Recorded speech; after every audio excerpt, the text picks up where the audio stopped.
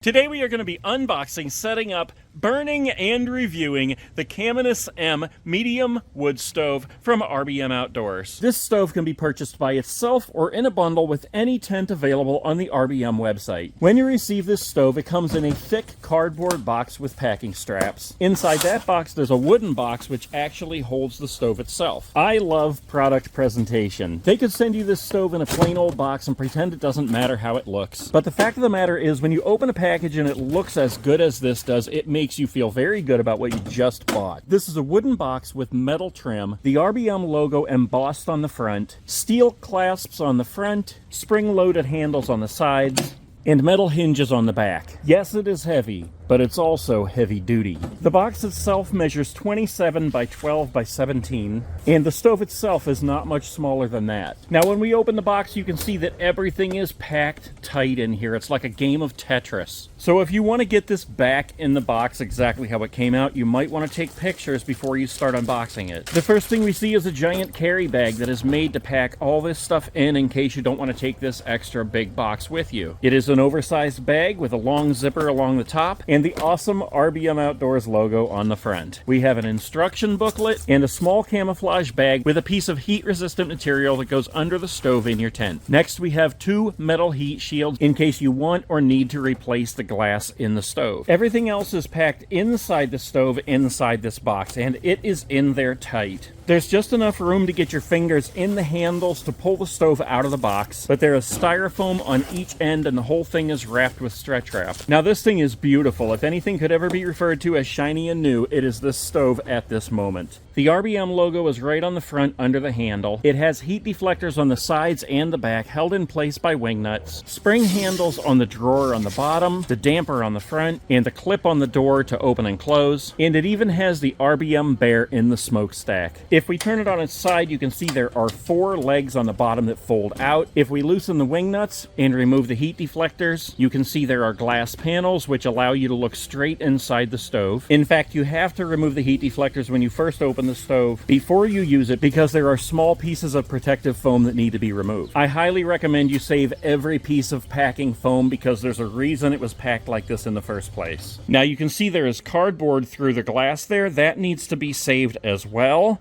And if we open the front, you can see where everything else is packed tight inside there. We've got a pair of gloves, more foam of course, and all the stove pipes are in here as well. 2, 3, and be careful taking them out because these are sharp.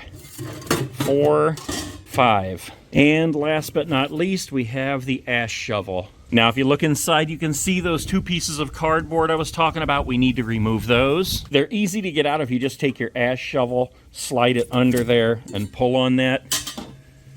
Then you can just fold it and pull it right out. And like I said, save these because when you pack your stove again, you're going to want to put these in to protect the glass. And number 2. Set those aside. Look how shiny and clean that is right now. And now we can see all the way through the glass. And that's where you can sit there and watch your fire burn while you're in your tent. Now enjoy this moment while you can, because as soon as you start using this, everything immediately starts getting tarnished. This is my second CAMINUS M stove from RBM.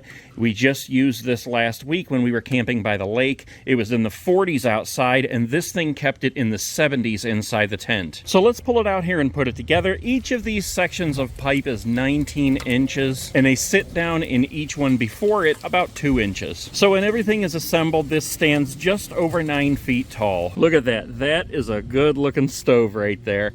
And look how tall that pipe is. I know, I'm easily amused, but I love camping. Now there is a spark arrestor built into this, and if we look up at the top here, you can see there are D-rings where if you need to tie it down, you can in windy weather. Now I've seen a lot of people ask online, why is the stovepipe in the front of the stove? The reasoning RBM gives for this is that the back of the stove is going to be facing the wall of the tent. The wall of the RBM tents do not come up and just form a 90-degree angle. They come up a little sideways and then go at about a 45-degree angle. Having the pipe in the front of the stove allows it to go up through the roof of the tent at a higher area, which gives it much more stability. If the pipe came out of the tent right here and the wind was blowing hard, you only have right here for the tent to hold it in place. But if it comes out of the tent like way up here, the wind's blowing and you have the security of the tent right there, the stove jack, to hold it into place. At least that's the way I understand it. Now, just for a second here, if you've noticed this giant green bag in the background here, this is actually another brand new tent from RBM Outdoors. They just sent it to me. This is the Hexagon tent, and it came with an extra floor. I'm actually working on that unboxing and setup video as we speak here at the same time that I'm doing the stove video. So make sure you stick around for that. So let's take a couple more measurements here real quick before we start burning. The door is 6.5 by 7 inches, and the firebox itself is 10 by 10 by 19.5 inches. If we look down inside the stovepipe receptacle, you can see where there is a ceiling for the firebox that actually hangs down another inch. There's also a 3-inch space in the back of the firebox on the ceiling, and this is all to allow airflow. When you're burning, as you turn the damper open and close, the air goes in there, and you can actually look through the glass here and see the flames being pulled with the air back here and up into that area there. That pulls the heat and the smoke through here and then up through your pipe. And the top here gets hot enough that you can cook on. And I mean, it gets red hot, so you want to be careful how much wood you put in here. You don't want to fill this any more than 2/3. Now, while I'm thinking about it, I'm also going to tell you that I have a portable TV that we were using last week in our tent, and there was about 2 feet from this side of the stove to the TV. There was a lot of heat coming off there, enough that it could damage that TV, so we had to use one of the heat deflectors, and with that in place, it redirected the heat through here, up and around, so we were able to have that TV over there without the heat damaging it. Now, before we start burning anything in this stove, like I told you earlier, I'm working on the review of this tent as well, so I went ahead and set it up in this tent. That review should be up a day or two after this video here, but I wanted to show you how it looks in here.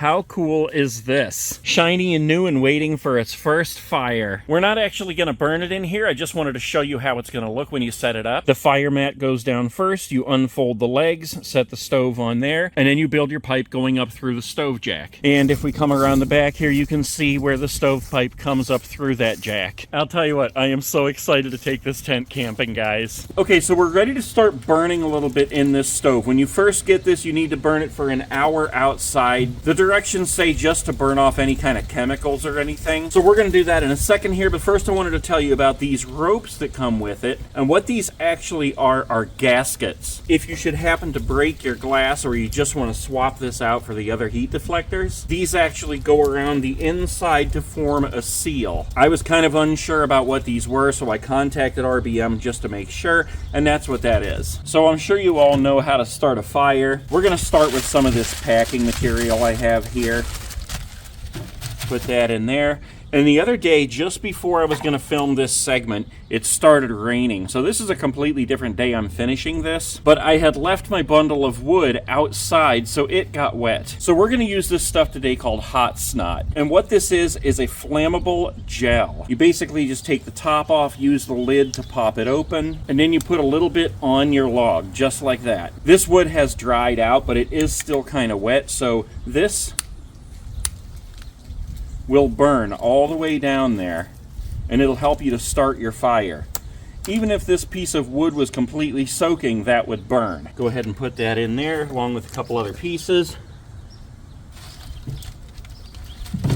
And you can see how that just burns in there perfect. I love that hot snot. That stuff is a perfect fire starter. You can see how it's already catching the piece of wood above it. And these pieces are cut smaller, more like kindling. That's what you want to get your fire started. You can see how the glass starts getting dark in there. Yeah, there we go. Now it's starting to burn pretty good. That wood was a little wet, but you just got to mess with it. Some twigs, some cardboard. And I'll tell you, it's fun to have this going in the tent too. It's fun to look at, it's relaxing, and it heats the whole place up. So with the door closed and the damper open, you can see what I was talking about earlier, how you can see the air pulling the fire through here, and then it goes up through, warms this up, and up through your stovepipe. And if you open the door, the flames immediately kick up higher. You'll see how that kind of calms it down there when we close it. You can see we got a little bit of smoke coming out of there. That's always a cool sight. But yeah, even over here you can see it better where the air is pulling it through and the fire goes, like swoops up this way where it goes into the top there. And you do not want to touch the top of that stove right now because it is hot enough to cook on. Yeah, you can really feel the heat coming off of there now. That's not a crack in the glass there, by the way. That's from where some of the wood scratched on the soot. Another thing I want to point out is that these springs do not get hot. You can see that I can touch them with my bare fingers. Everything else you've got to be wearing these gloves to touch because the rest of it gets very hot. But this drawer down here, I wanted to show you. This pulls out, it goes the entire length of the stove. And that is a solid floor in there, so no ash falls into here. So I'm not really sure what the entire purpose of that is, unless maybe when you're cleaning it out with your shovel, you can pull this out and it'll catch ash as you pull it out. Other than that, it does provide another heat barrier so your floor isn't getting so hot. So there it is, guys. CAMINUS M medium tent stove from RBM Outdoors. If you have any questions, feel free to leave them in the comments below. I'll do my best to answer. So I'm just going to let that burn there for about another half an hour, 45 minutes. Then I'll let it cool down, pack it all away, and it will be ready for our camping trip.